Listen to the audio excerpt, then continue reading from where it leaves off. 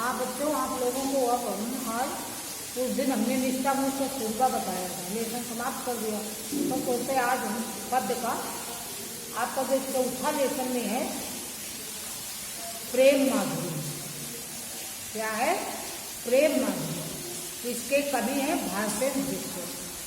तो आपको आज हम भारतेंद्र हरिश्चंद्र जी का जीवन परिचय और उनकी रचनाएं और भाषा शैली आज आपको हम पहले बता दें कि इनका जन्म कब हुआ, कब इनकी मृत्यु हुई, इनके पिता का क्या नाम था, इन्होंने कितनी शिक्षा प्राप्त की, इन्होंने अपने जीवन काल में क्या क्या किया, कौन कौन सी रचनाएं लिखी, इनके सबके बारे में आप लोगों को पहले बताना बहुत आवश्यक है। तो वही हम आप लोगों को जो बताने जा रहे हैं, ये जीवनी आप लोग लिख लेना और लर्न भी करना है। देखो जीवन परिचय। भारतेंदु हरिश्चंद्र का जन्म 19 सितंबर 1850 को काशी के एक संभ्रांत वैश्य परिवार में हुआ था। भारतेंदु हरिश्चंद्र का जन्म 19 सितंबर 1850 को काशी के एक संभ्रांत वैश्य परिवार में हुआ था। उनके पिता बाबू गोपाल चंद्र जी गिरधाचार्य उपनाम से ब्रजभाषा में कविता करते थे। भारतेंद्र जी ने 5-7 वर्ष की अवस्था में एक दोहा रचकर अपने पिता से सुकवि होने का आशीर्वाद पाया था।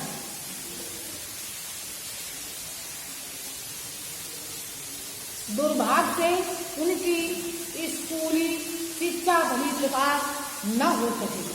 स्वाध्याय से उन्होंने हिंदी, फारसी, उर्दू, अंग्रेजी, संस्कृत 8 भाषाओं का अच्छा ज्ञान प्राप्त कर लिया। 6 जनवरी 1885 को उनका निधन हो गया। भारतेंद्र जी ने निबंध, नाटक, उपन्यास, आलोचना, पत्रकारिता, कविता आदि सभी क्षेत्रों में युगांतर उपस्थित किया, इसलिए यह काल भारतेंद्र युग कहलाया। उन्होंने कवि वचन सुधा एवं हरिश्चंद्र मैगजीन का सफल संपादन एवं प्रकाशन भी किया।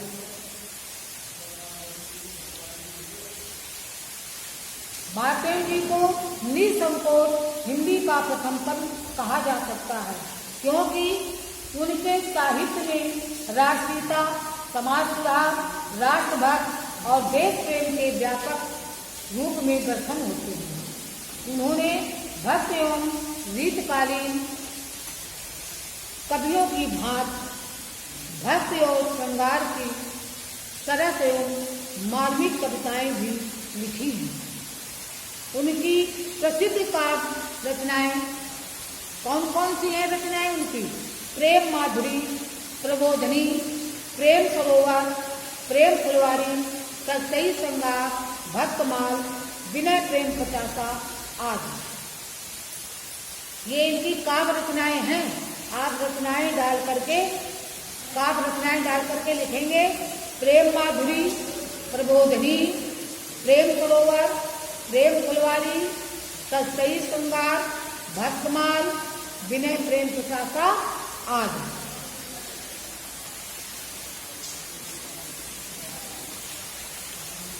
अब इनकी आपकी एक भाषा।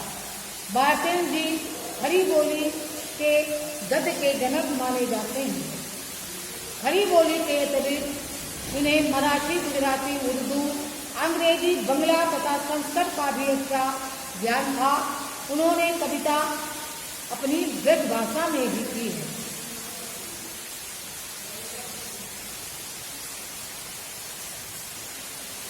उन्होंने कवित्व, कुंडलिया, सवैया, छप्पय, दोहा आदि छंदों को अपनाया है।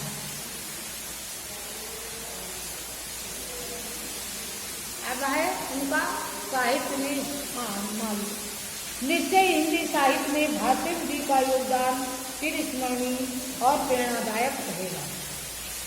उनकी शैली मुक्तक शैली कही जा सकती है, जिसमें नवीन प्रयोग करके उन्होंने उसे भावों के अनुकूल बना दिया। उनकी कुछ रचनाएं लोकगीतों की शैली में भी मिलती हैं। भारतेंद्र जी की शैली मधुर, सरस तथा भावपूर्ण है। समझ में आया? ये आपको हमने बता दिया। अब आपका लेखन है प्रेम माधुरी। क्या है? प्रेम माधुरी।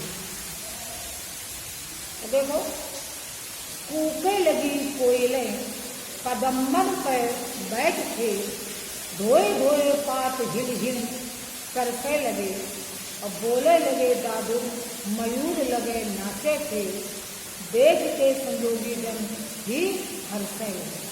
हरी भई घूम सीरी पवन चलन लागी, लग हरिचंद फेर प्राण करते लगे, फेर धूम धूम बरसा की रुत आई, फेर बादल निगोरे झुग झुग बरसे।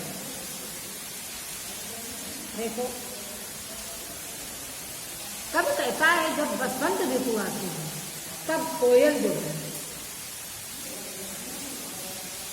कोयल का आगमन हो जाता है बसंत ऋतु में, और पेड़ों बैठ करके वो बोलती है।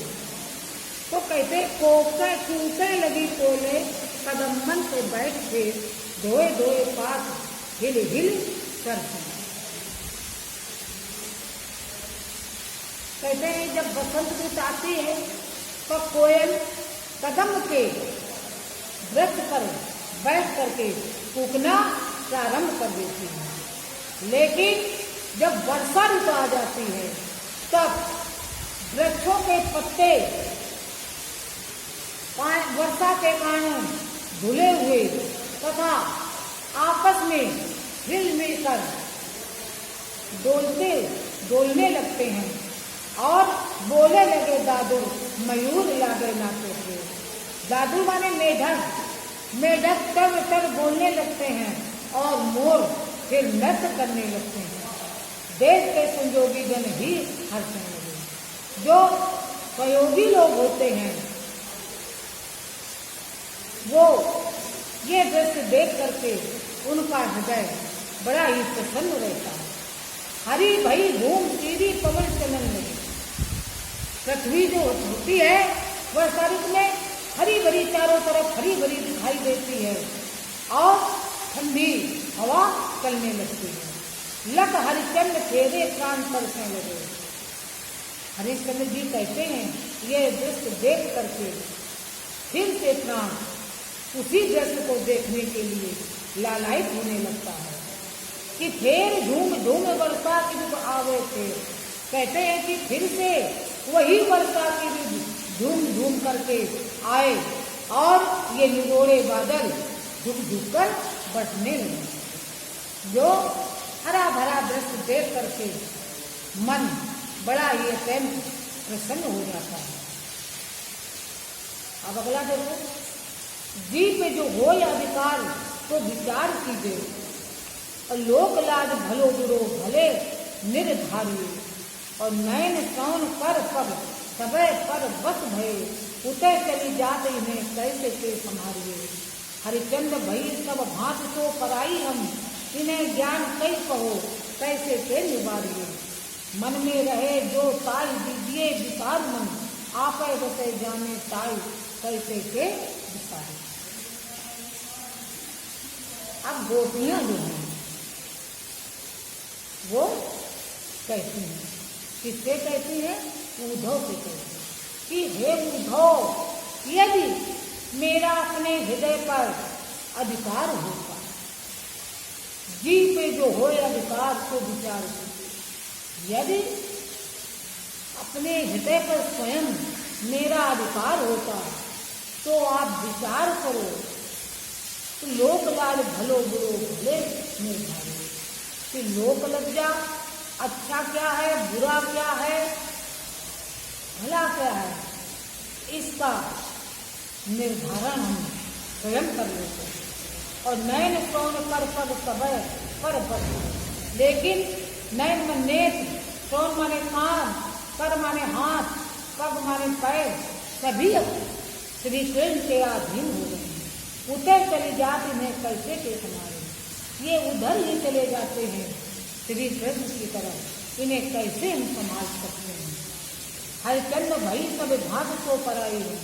हरिचंद जी कहते हैं, सखियाँ कहती हैं कि हे उद्धव, हम सभी प्रकार से हम श्री कृष्ण की हो गई हूँ, अर्थात मैं पराई हो गई हूँ।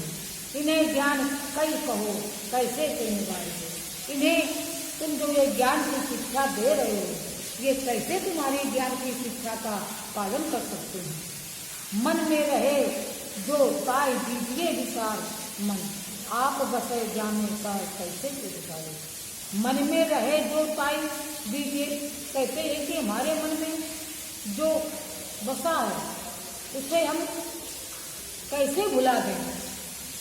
जिस मन में श्री कृष्ण बसे हुए हैं उस मन को हम कभी भी भुला सकती नहीं है। समझ में आया? भुला सकती नहीं है।